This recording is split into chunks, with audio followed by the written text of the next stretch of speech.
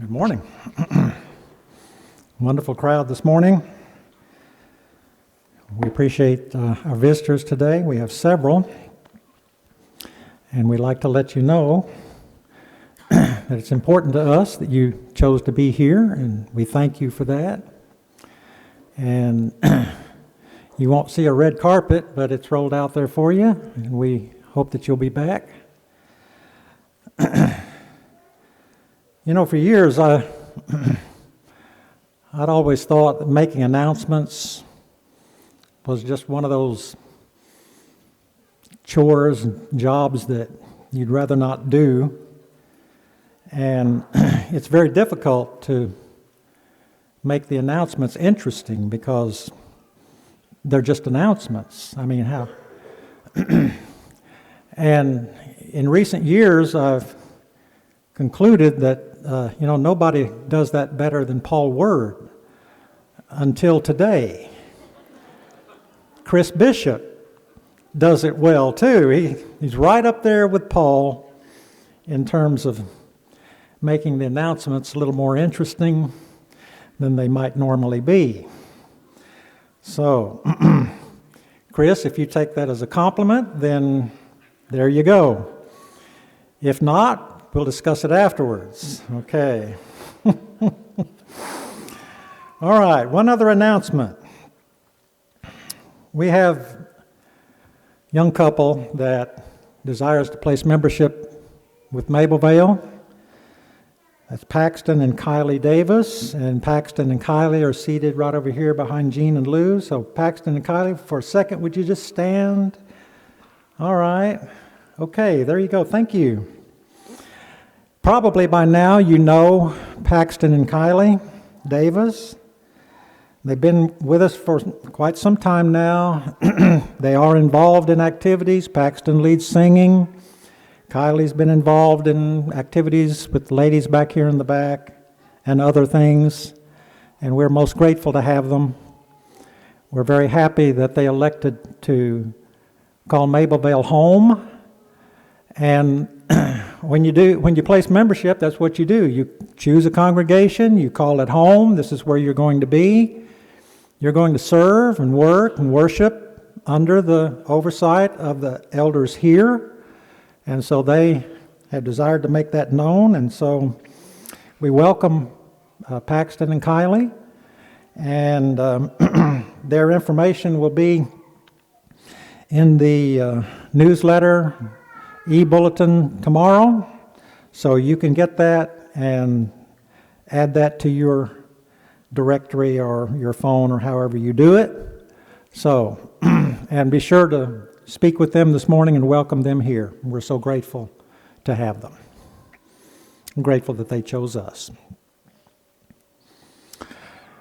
We're going through, and have been for several weeks now, the I am statements that Jesus made on different occasions to different people, different groups.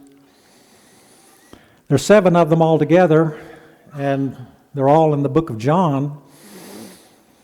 And they're all interesting.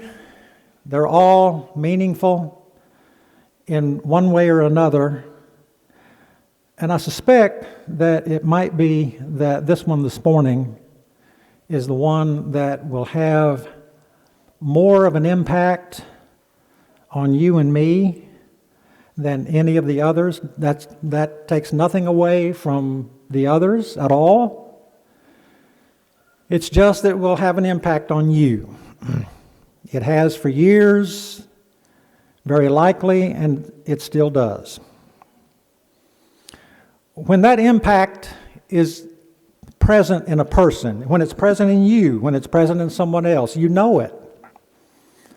When they understand Jesus' words, I am the resurrection and the life, then that's very evident. You know that.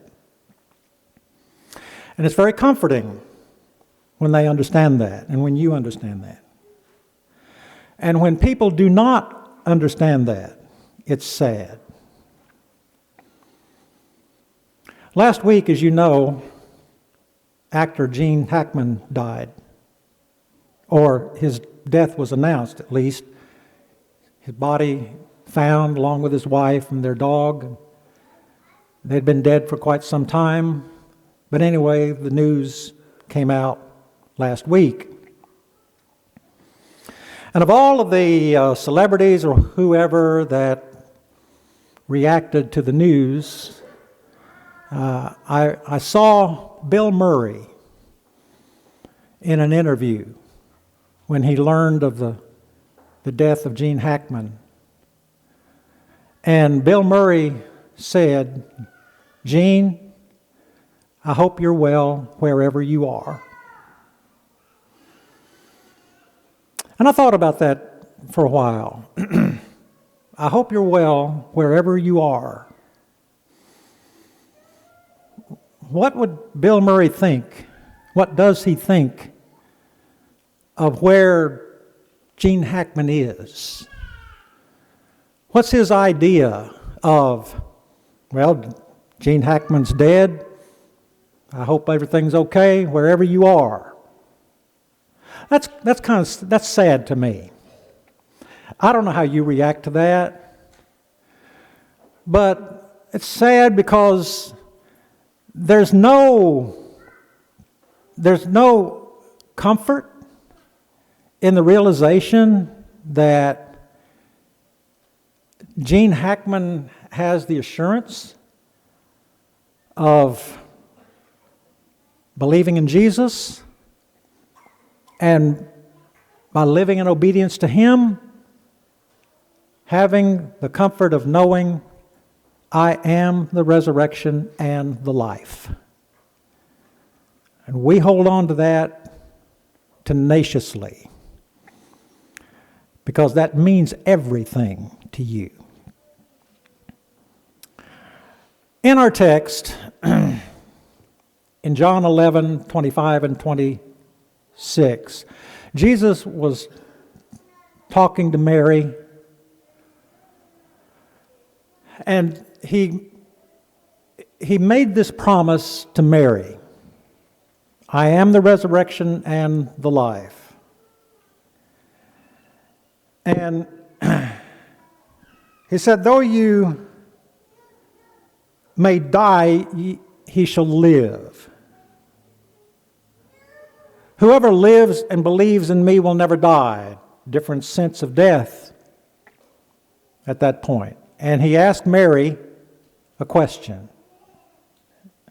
And the question was, do you believe this? All right, do you believe it? So I'm going to do the same here with you. And I'm going to ask you the question. Do you believe this? And if you believe what Jesus said, then to you, it's not Susie, Johnny, I hope you're well wherever you are. It's not that. It's much more than that. If you believe that Jesus Christ is the resurrection and the life, that though you die, yet you shall live, there's some comfort there, a lot of comfort there. So I just asked you the question, do you believe this? It's a legitimate question, a good question. And you know, the time comes in everybody's life. There's never an exception to that rule, this rule. The time comes when you will need help that goes beyond human hands. You will need help that goes farther than what preachers can do and what friends can do, neighbors can do. You will need something that will help you to remain grounded, give you some optimism and some hope, and to realize there's something more than what this life has to offer, that this is not all there is,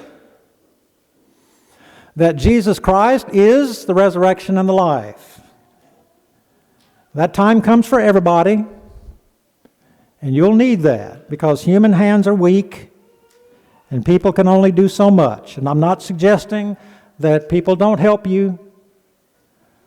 They do. But you need more than that. And we all do. And this text is evidence of that. And by this text, I mean John chapter 11. The entire chapter is a funeral service.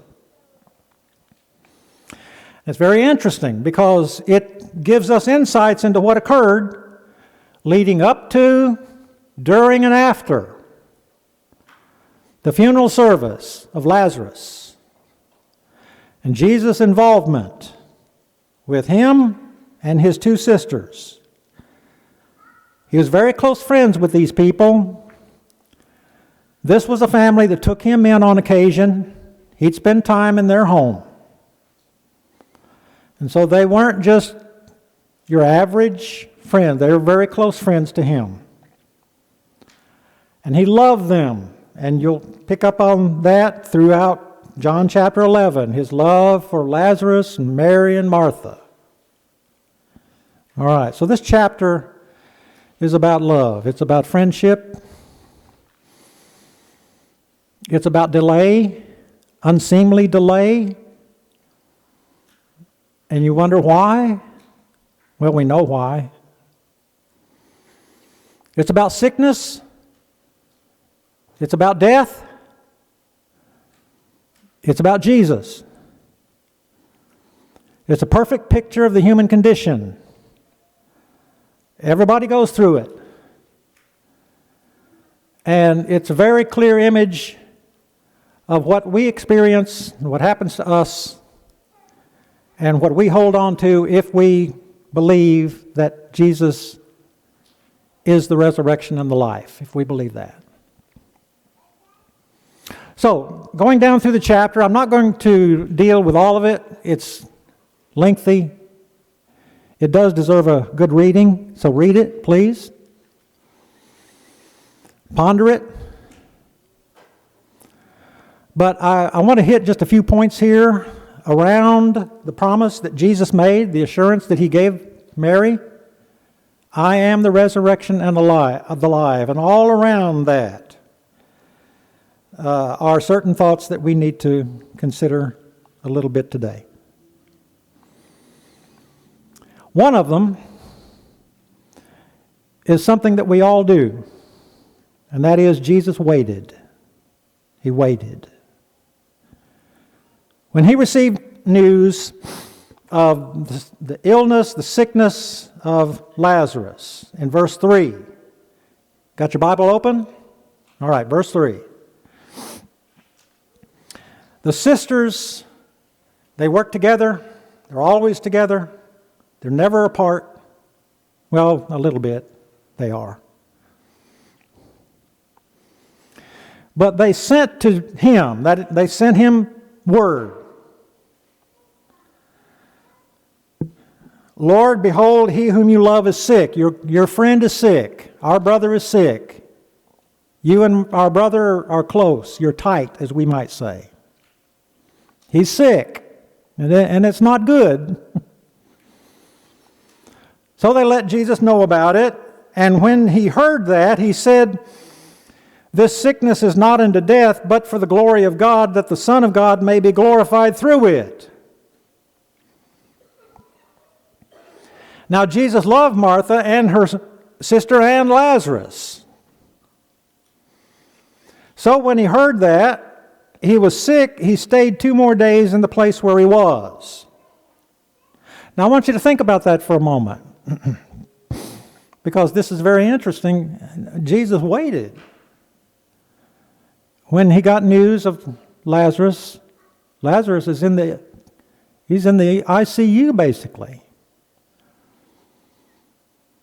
And he doesn't jump up and go.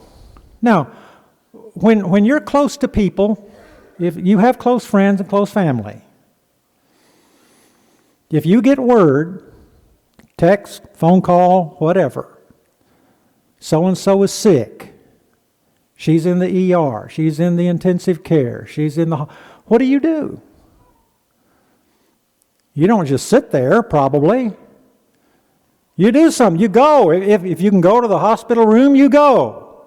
If you can go to the ICU, you go. You go and see them.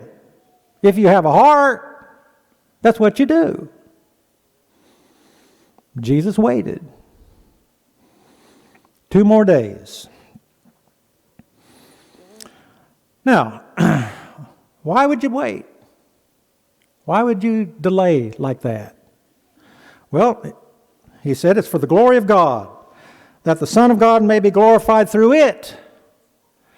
So what's about to happen will glorify God. And Jesus will be glorified through it too. Now, when John, the writer of the book,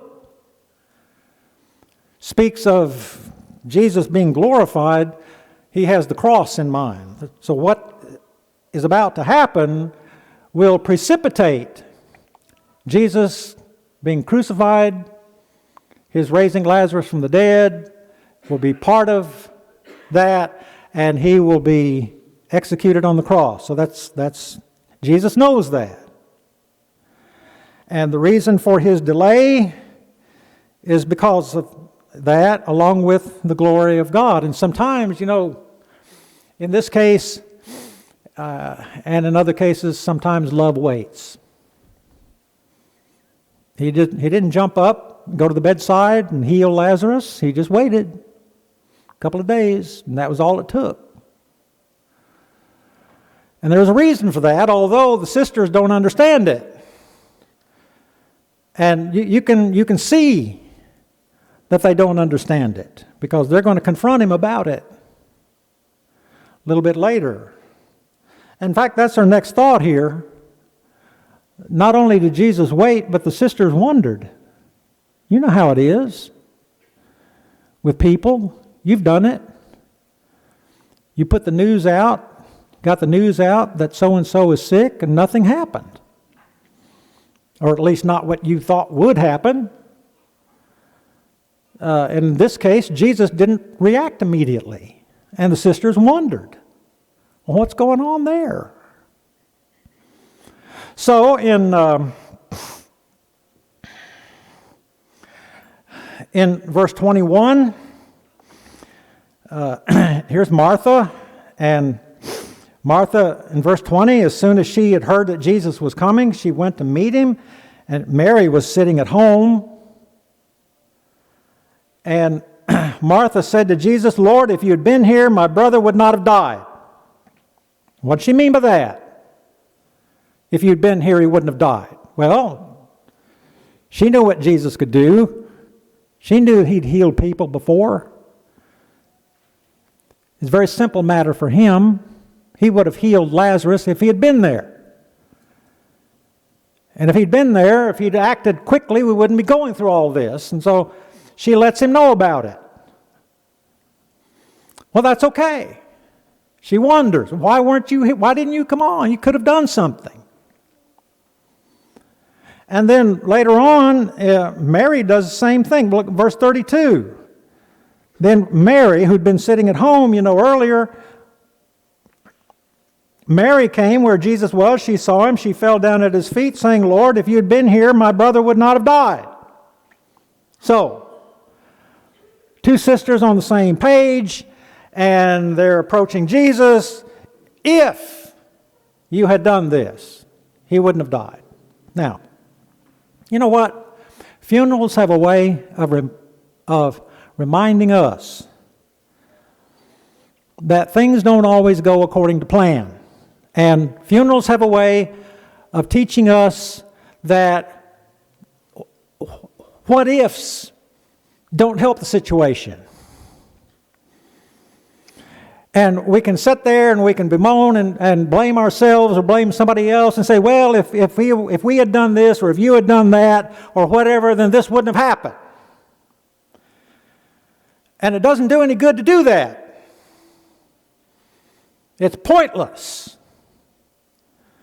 But nevertheless, funerals have a way of showing us, that's the way people do.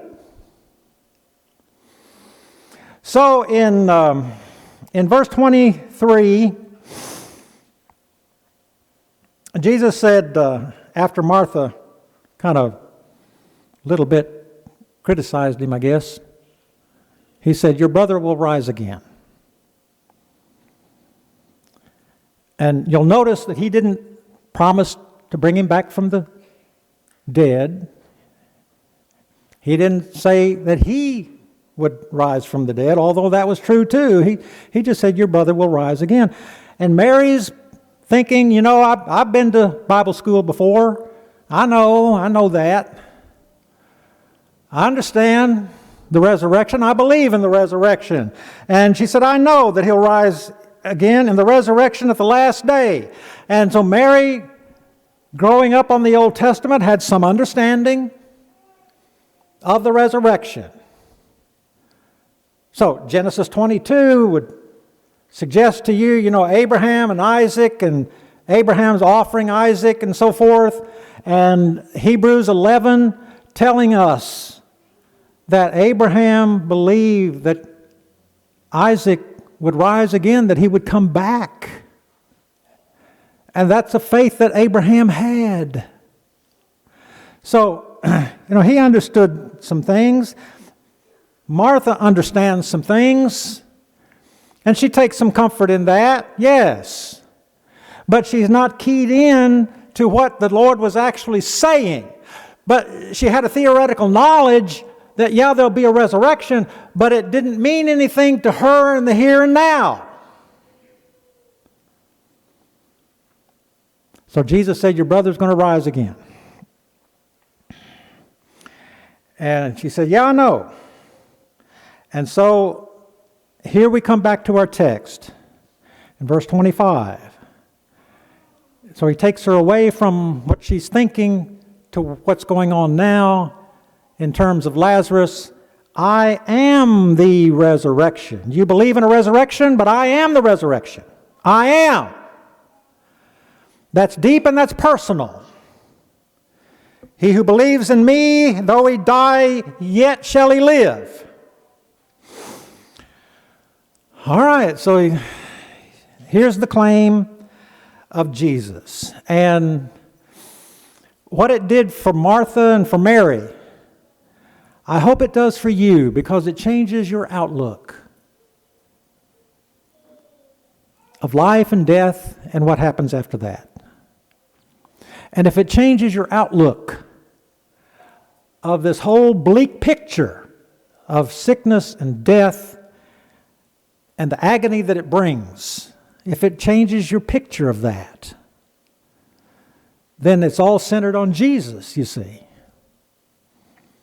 He is the resurrection and the life. And you don't have to, and you can take comfort in that. There's hope in that. There's assurance there. And you don't have to sit around and wring your hands and say, man, I hope all is well with you wherever you are. That's sad. Because there's something better than that. And we have a better outlook on things like this because of Jesus. So the sisters wondered. And then you can't help but notice in all of this that people weep. People are upset. Death does that to people. You see it here with Mary. She's weeping. Jesus saw that she was weeping, and then he starts in on verse 35, he wept. There's friends all around. They're upset too. Everybody's upset. That's natural. Nothing wrong with that. It's not unusual at all. But the thing is, it's okay to be upset. But you're not upset like the world is upset. It's like Paul in 1 Thessalonians 4:13 expressed, we sorrow not as those who have no hope.